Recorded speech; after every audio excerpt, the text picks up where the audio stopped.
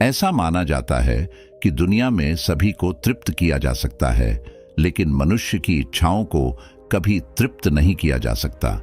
झोपड़ी में रहने वाला व्यक्ति महलों के सपने देखता है और महलों में रहने वाला व्यक्ति सारे शहर को अपना घर बनाना चाहते हैं। यह वही इच्छाएं हैं जो कभी शांत नहीं होती और इन्हीं के कारण मनुष्य जीवन में कभी सुखी और शांत नहीं हो पाते। दोस्तों, गौतम बुद्ध की शिक्षा हर किसी के जीवन को नई दिशा दे सकती है। अगर आप भी इसे मानते हैं तो कमेंट्स में नमो बुद्धाय लिखना मत भूलिए। एक समय की बात है, भ्रमण करते करते गौतम बुद्ध एक गांव में पहुंचे। गांव वालों ने बड़ी ही प्रसन्नता के साथ बुद्ध का स्वागत किया, उन्हें भोजन इत्यादि उपलब्ध कराया। गांव वालों ने बुद्ध के लिए तरह तरह के व्यंजन और सुख सुविधाओं का इंतजाम करवाया। हालांकि गौतम बुद्ध को इन सब से कोई मतलब नहीं था। उन्होंने सादा और उतना ही भोजन किया जितने में उनका पेट भर सकता है। अन्य व्यंजनों और सुख सुविधाओं का उन्होंने त्याग कर दिया।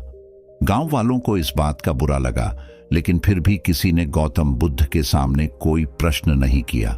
गौतम बुद्ध ने गांव वालों को बड़ा ही सुंदर उपदेश सुनाया, साथ ही इच्छाओं को सीमित रखने की बात भी बताई। उपदेश को सुनकर गांव के ही एक व्यक्ति के मन में कई प्रश्न उठे। उसने गौतम बुद्ध से तुरंत प्रश्न किया कि किस प्रकार के व्यक्ति इस संसार में सबसे अधिक सुखी माने जाते हैं।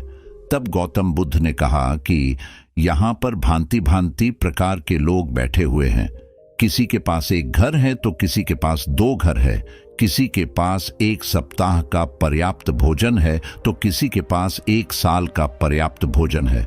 तुम देखना, अभी मैं यहाँ बैठे सभी व्यक्तियों से उनकी इच्छाएं पूछता हूँ, इसके बाद तुम्हें तुम्हारे प्रश्न का उत्तर मिल जाएगा। गौतम बुद्ध ने एक एक करके वहां बैठे सभी व्यक्तियों से उनका लक्ष्य और इच्छाएं पूछना प्रारंभ किया। सभी ने अपनी अपनी इच्छाएं बताई। किसी को बड़े घर की इच्छा थी तो किसी को रुपए कमाने की इच्छा।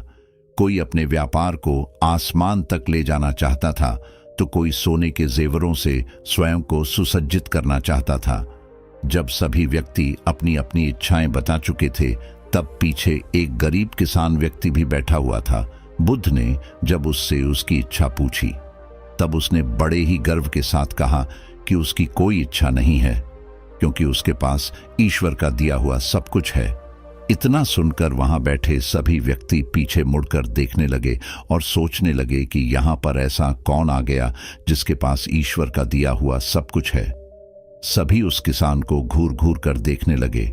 किसान ने कहा कि उसके पास 2 वक्त का भोजन है और मन में असीम शांति, क्योंकि उसकी कोई इच्छा नहीं है कि वह बड़ा घर बनाए अथवा हीरे जवाहरात खरीदें।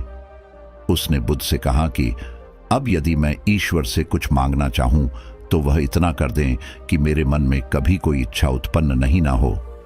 इतना सुनकर बुद्ध मुस्कुराने लगे और उस व्यक्ति की ओर देखने लगे जिसने बुद्ध से यह प्रश्न किया था। उन्होंने उस व्यक्ति की ओर देखते हुए कहा कि यहाँ बैठे सभी धनाढ्य व्यक्तियों में से सबसे सुखी और संपन्न व्यक्ति वह किसान ही है, जिसकी कोई इच्छा नहीं है। वह अपनी सभी इच्छाओं को पूर्ण कर चुका है। तब उस व्यक्ति ने प्रश्न किया कि यह किस प्रकार संभव है। वह मनुष्य बिना इच्छाओं के इस संसार में रह रहा है और सुखी भी है। गौतम बुद्ध ने बताना प्रारंभ किया कि इस धरती पर जो भी मनुष्य आते हैं वह अपने अंदर कई प्रकार की भावनाएं लेकर आते हैं, जिसमें प्रेम, मोह, माया ऐसी भावनाएं होती हैं जो एक नन्हा बालक भी समझ लेता है, क्योंकि उसे अपनी माता से मोह हो जाता है। जैसे जैसे वह बालक बड़ा होता है उसके मन में परिवार के प्रति तो मोह होता ही है, लेकिन उस परिवार को सुख सुविधा देने की इच्छा उसके मन में जागृत हो जाती है और इस प्रकार उसका परिचय होता है धन दौलत, रुपए पैसे से।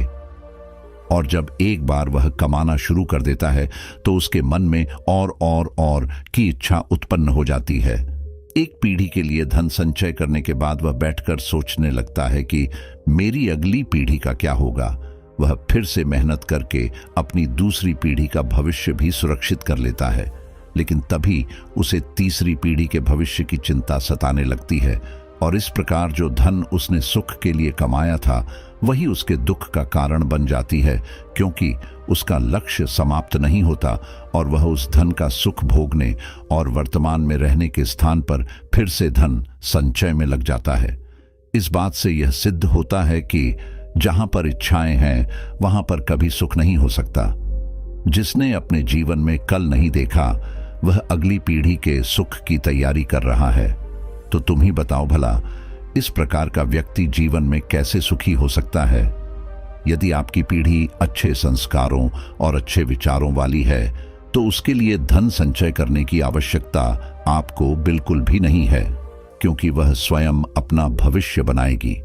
किंतु यदि आपकी पीढ़ी को मार्ग पर चल रही है तो भी वह आपकी संचय किए हुए धन को बर्बाद कर देगी। दोनों ही परिस्थितियों में आपको कुछ नहीं मिलने वाला, इसलिए अपने सुख के लिए प्रयास करें और अपनी इच्छाओं को आवश्यकता अनुसार ही रखें। वर्तमान में जिए, यह सोचे कि यह मेरे जीवन का आखिरी दिन है और मुझे इस खुशी से जीना है। जिस दिन आपके मन में यह विचार आ जाएगा कि मेरी अब से कोई इच्छा नहीं है, उस दिन आप इस धरती के सबसे सुखी व्यक्ति होंगे। इस प्रकार गौतम बुद्ध ने सभी गांव वालों को यह बताया कि जहां पर इच्छाएं हैं वहां सुख नहीं हो सकता। सभी गांव वालों ने गौतम बुद्ध को इतनी महत्वपूर्ण बातें बताने के लिए धन्यवाद दिया।